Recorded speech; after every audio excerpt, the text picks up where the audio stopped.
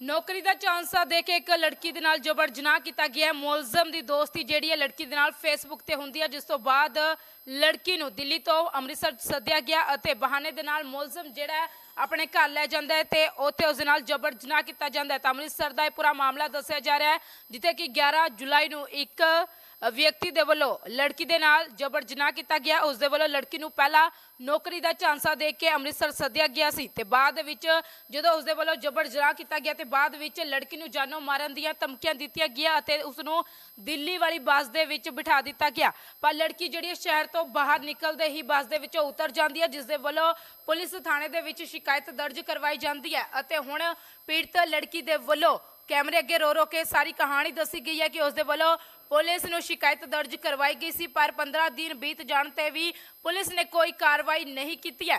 तो दस्सिया जा रहा है कि जिस लड़की दे वल्लों जिस व्यक्ति ते इल्जाम लगाए जा रहे हैं कांग्रेसी आगू है, जिसका नाम राजीव कुमार दस्सिया जा रहा है। करने वाली हूँ जो कि मेरी फेसबुक से राजीव बड़ोरा से बात हुई। है उससे 1-2 दिन चैट करी है। अब मेरे को चैट नहीं आती, मैं पढ़ी लिखी नहीं हूँ। फिर उसके बाद उसने वॉइस मैसेज भेजा मुझे रिकॉर्ड करके फेसबुक पे, मेरे से बोला है कि जॉब के लिए आप ढूंढ रहे हो। मैंने कहा हाँ जी। तो बोलता इवेंट में काम है, आप करोगी? मैंने बोला जी सर मैं कर लूँगी। उसके बाद 1-2 महीने तक बात होती रही। फिर मेरे बेटे की मतलब बीमार हो गया था, बुखार हो गया था उसको, फिर मैं आ नहीं पाई किसी रीजन से। फिर उसके बाद उसने बुलाया, 4 महीने बाद मुझे बुलाया। उसने बुला के बोला अमृतसर आ जाइएगा। मैं कब की बात है? यही 11 तारीख की है, पिछली 11 तारीख 11 जुलाई। हाँ जी 11 तारीख की थी। मैं रात को 11:30 पौने 12 के बीच में उतरी आके बस स्टॉप पे। वो मुझे गाड़ी से राजीव बड़ोरा लेने आया। फिर बोलते हैं कि मेरे को बोलते हैं कि अब मेरे घर चलो, होटल में 11 बजे रात को नहीं मिलता है यहाँ पे। तो मैं बोलने लगी अच्छा ठीक है आप रूम दिला दीजिए मुझे। उसने बोला मुझसे कि रूम तो यहाँ मिलेगा नहीं, तो मेरी फैमिली है पूरी, तुम घर चलो। मैंने बोला ठीक है अंकल जी। फिर उसके बाद मैं गई घर, लेकिन वहाँ पे कोई भी नहीं था। घर पे जब कोई नहीं था मैंने पूछा सर कहाँ पे हैं आपकी वाइफ और बच्चे? उसने मुझसे बोला कि अभी पार्टी में गए हुए हैं।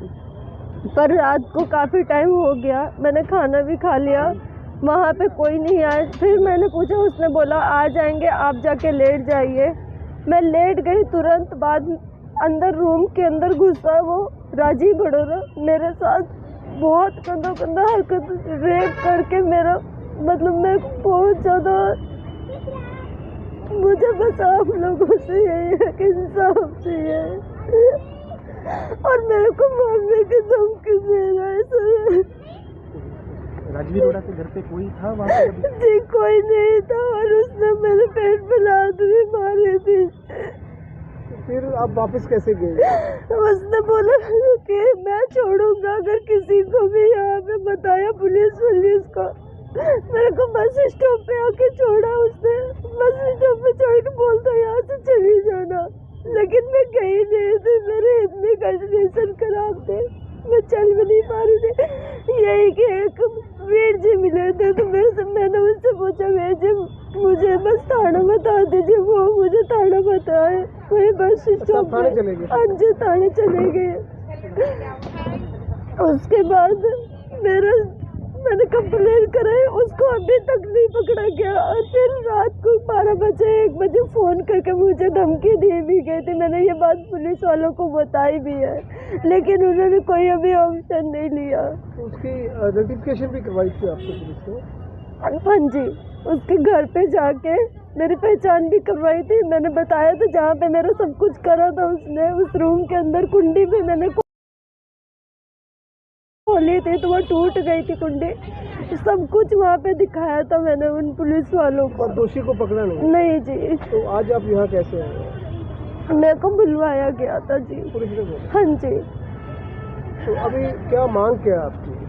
मैं बस उसको सजा दिलवाना चाहती हूँ।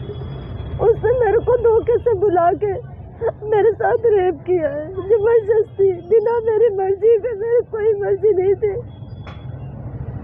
अभी कोई आप पुलिस प्रशासन को कोई अपील करना चाहते हैं? मेरी बस आपसे यही रिक्वेस्ट है कि वो मुजरिम पकड़ा जाए और मुझे इंसाफ दिलवाया जाए। पुलिस का आपको कैसा लग रहा है रवैया आपका? अभी मुझे जब वो पकड़ा ही नहीं गया तो मैं कैसे कुछ कह सकती हूँ। धमकी वगैरह भी आपको? हाँ जी, धमकी दी गई है मारने की कि अभी तेरे खानदान को मार दूंगा, राजीव बड़ोरा जो है वो बोल रहा है। और रात को भी उसने, जिस दिन मेरा मेडिकल हुआ था इसी हॉस्पिटल में, मेरे को इस हॉस्पिटल का नाम नहीं पता है, यहाँ पे आने के बाद मेरा मेडिकल हुआ था, मेरी बहन आई थी बड़ी, वो कि जो कि मेरे साथ रुकी हुई थी, मेरे साथ कोई नहीं था, वहाँ पे रात को मेरे फ़ोन पे कॉल करी उसने और मारने की धमकी दे रहा था, पर मैंने फ़ोन नहीं उठाया। अभी भी आपको खतरा है? हाँ जी।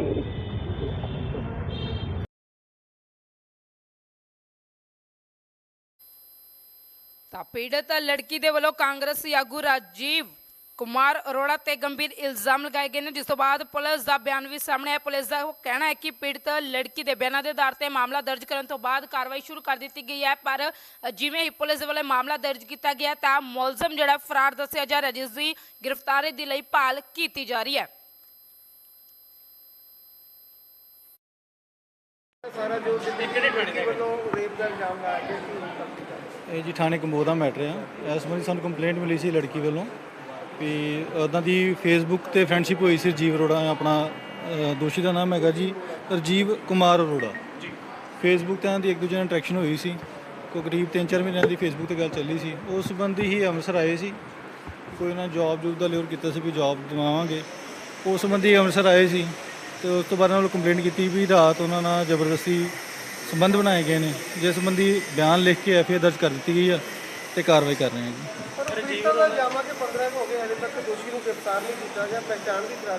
ਐਕਚੁਅਲੀ ਜਿਹੜਾ ਦੋਸ਼ੀ ਦਾ ਪੇਰੈਂਟ ਐਡਰੈਸ ਆ ਉਹ ਯੂਪੀ ਸਾਈਡ ਦਾ ਜੀ, ਉਹ ਲੋਕਲ ਅੰਮ੍ਰਿਤਸਰ ਦਾ ਨਹੀਂ ਹੈ, ਇਹ ਵੀ ਈਸਟ ਦਿੱਲੀ ਦੇ ਨੇ, ਇਸ ਕਰਕੇ ਲਿੰਕਸ ਜੋੜ ਰਹੇ ਹਾਂ ਅਸੀਂ। ਇੱਕ ਉਹਨੂੰ ਟਰੇਸ ਕਰਨ ਦੀ ਕੋਸ਼ਿਸ਼ ਕਰਦਾ। ਬੈਕ ਐਡਰੈਸ ਸਾਨੂੰ ਹੋਮ ਐਡਰੈਸ ਮਿਲ ਗਿਆ ਜੀ, ਉੱਥੋਂ ਹੀ ਸੀ ਉਹਦੇ ਲੀਡ ਸਾਨੂੰ ਮਿਲ ਗਈਆਂ ਨੇ, ਉਸ ਲੀਡ ਤੇ ਵਾਰ ਕਰਕੇ ਜਲਦੀ ਫੜ ਲਾਂਗੇ। ਸਾਹਮਣੇ ਆਈ ਹੈ ਕਿਉਂਕਿ ਉਹਨਾਂ ਦਾ ਰਾਜਨੀਤਿਕ ਪਾਰਟੀ ਰਜੀਵ ਅਰੋੜਾ ਦੀ ਬੈਕਗ੍ਰਾਉਂਡ ਸਾਹਮਣੇ ਆਈ ਹੈ।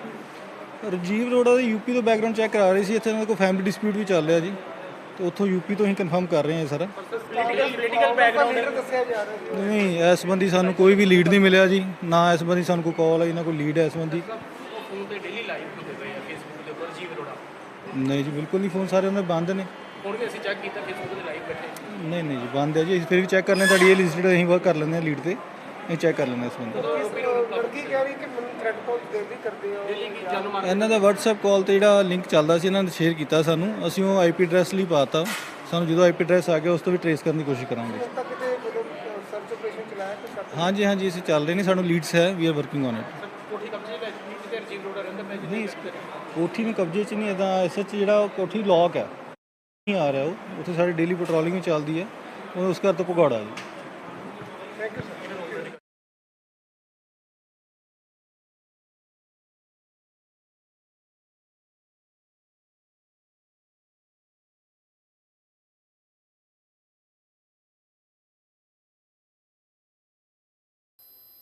ਨੌਕਰੀ ਦਾ ਚਾਂਸਾ ਦੇ ਕੇ ਇੱਕ ਲੜਕੀ ਦੇ ਨਾਲ ਜਬਰ ਜਨਾਹ ਕੀਤਾ ਗਿਆ। ਮੁਲਜ਼ਮ ਦੀ ਦੋਸਤੀ ਜਿਹੜੀ ਹੈ ਲੜਕੀ ਦੇ ਨਾਲ ਫੇਸਬੁੱਕ ਤੇ ਹੁੰਦੀ ਹੈ, ਜਿਸ ਤੋਂ ਬਾਅਦ ਲੜਕੀ ਨੂੰ ਦਿੱਲੀ ਤੋਂ ਅੰਮ੍ਰਿਤਸਰ ਸੱਦਿਆ ਗਿਆ ਅਤੇ ਬਹਾਨੇ ਦੇ ਨਾਲ ਮੁਲਜ਼ਮ ਜਿਹੜਾ ਹੈ ਆਪਣੇ ਘਰ ਲੈ ਜਾਂਦਾ ਹੈ ਤੇ ਉੱਥੇ ਉਸ ਦੇ ਨਾਲ ਜਬਰ ਜਨਾਹ ਕੀਤਾ ਜਾਂਦਾ ਹੈ। ਤਾਂ ਅੰਮ੍ਰਿਤਸਰ ਦਾ ਇਹ ਪੂਰਾ ਮਾਮਲਾ ਦੱਸਿਆ ਜਾ ਰਿਹਾ ਹੈ, ਜਿੱਥੇ ਕਿ 11 ਜੁਲਾਈ ਨੂੰ ਇੱਕ ਵਿਅਕਤੀ ਦੇ ਵੱਲੋਂ ਲੜਕੀ ਦੇ ਨਾਲ ਜਬਰ ਜਨਾਹ ਕੀਤਾ ਗਿਆ। ਉਸ ਦੇ ਵੱਲੋਂ ਲੜਕੀ ਨੂੰ ਪਹਿਲਾਂ ਨੌਕਰੀ ਦਾ ਚਾਂਸਾ ਦੇ ਕੇ ਅੰਮ੍ਰਿਤਸਰ ਸੱਦਿਆ ਗਿਆ ਸੀ ਤੇ ਬਾਅਦ ਵਿੱਚ ਜਦੋਂ ਉਸ ਦੇ ਵੱਲੋਂ ਜਬਰ ਜਨਾਹ ਕੀਤਾ ਗਿਆ ਤੇ ਬਾਅਦ ਵਿੱਚ ਲੜਕੀ ਨੂੰ ਜਾਨੋਂ ਮਾਰਨ ਦੀਆਂ ਧਮਕੀਆਂ ਦਿੱਤੀਆਂ ਗਿਆ ਅਤੇ ਉਸ ਨੂੰ ਦਿੱਲੀ ਵਾਲੀ ਬੱਸ ਦੇ ਵਿੱਚ ਬਿਠਾ ਦਿੱਤਾ ਗਿਆ।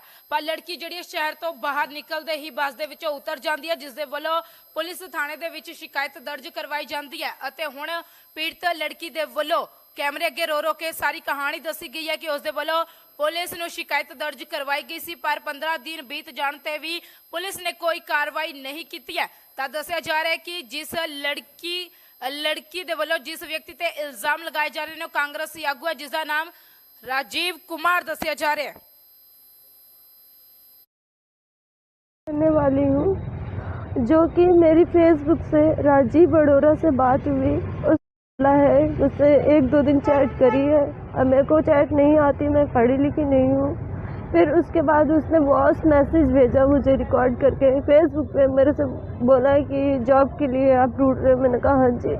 तो बोलता इवेंट में काम है, आप करोगी? मैंने बोला जी सर मैं कर लूँगी।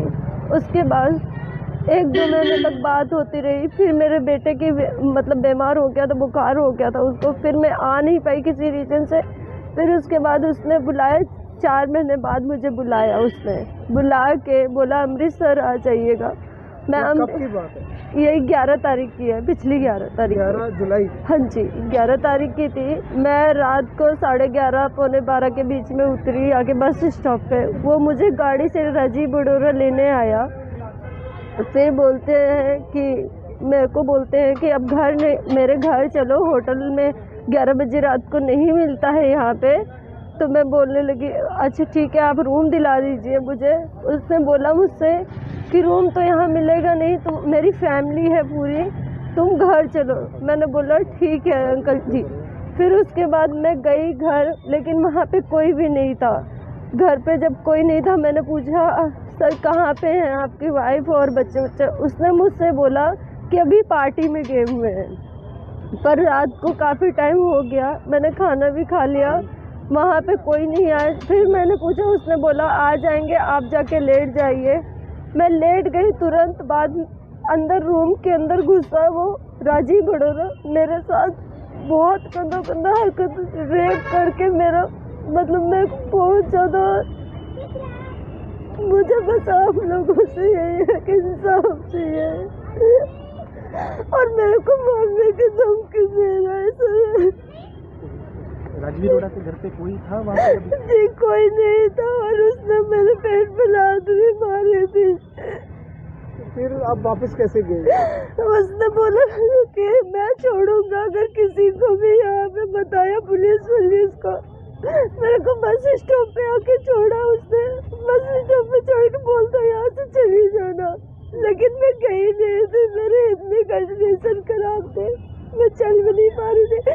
यही कि एक वीर जी मिले थे, तो मैंने उनसे पूछा वीर जी मुझे बस थाना बता दीजिए। वो मुझे थाना बताए, वही बस स्टॉप थाने चले गए? हाँ जी थाने चले गए। उसके बाद मैंने कंप्लेन कराई, उसको अभी तक नहीं पकड़ा गया। और फिर रात को 12 बजे 1 बजे फ़ोन करके मुझे धमकी दी भी गई थी। मैंने ये बात पुलिस वालों को बताई भी है, लेकिन उन्होंने कोई अभी ऑप्शन नहीं लिया। उसकी आइडेंटिफिकेशन भी करवाई थी आपको पुलिस को? हाँ जी, उसके घर पे जाके मेरी पहचान भी करवाई थी। मैंने बताया था जहाँ पे मेरा सब कुछ करा था उसने, उस रूम के अंदर कुंडी भी मैंने खोली थी, तो वो टूट गई थी कुंडी। सब कुछ वहाँ पे दिखाया था मैंने उन पुलिस वालों को। और दोषी को पकड़ा नहीं? नहीं जी। तो आज आप यहाँ कैसे आए? मेरे को बुलवाया गया था जी। पुलिस ने बोला? हाँ जी। तो अभी क्या मांग क्या है आपकी? मैं बस उसको सजा दिलवाना चाहती हूँ। उसने मेरे को धोखे से बुला के मेरे साथ रेप किया है, जबरदस्ती, बिना मेरी मर्जी के। मेरी कोई मर्जी नहीं थी। अभी कोई आप पुलिस प्रशासन को कोई अपील करना चाहते हैं? मेरी बस आपसे यही रिक्वेस्ट है कि वो मुजरिम पकड़ा जाए और मुझे इंसाफ दिलवाया जाए। पुलिस का आपको कैसा लग रहा है रवैया आपका? अभी मुझे जब वो पकड़ा ही नहीं गया तो मैं कैसे कुछ कह सकती हूँ। धमकी वगैरह भी आपको? हाँ जी, धमकी दी गई है मारने की, कि अभी तेरे खानदान को मार दूंगा। राजीव बड़ोरा जो है वो बोल रहा है। और रात को भी उसने, जिस दिन मेरा मेडिकल हुआ था इसी हॉस्पिटल में, मेरे को इस हॉस्पिटल का नाम नहीं पता है, यहाँ पे आने के बाद मेरा मेडिकल हुआ था, मेरी बहन आई थी बड़ी, वो कि जो कि मेरे साथ रुकी हुई थी, मेरे साथ कोई नहीं था। वहाँ पे रात को मेरे फ़ोन पे कॉल करी उसने और मारने की धमकी दे रहा था, पर मैंने फ़ोन नहीं उठाया। अभी भी आपको खतरा है? हाँ जी।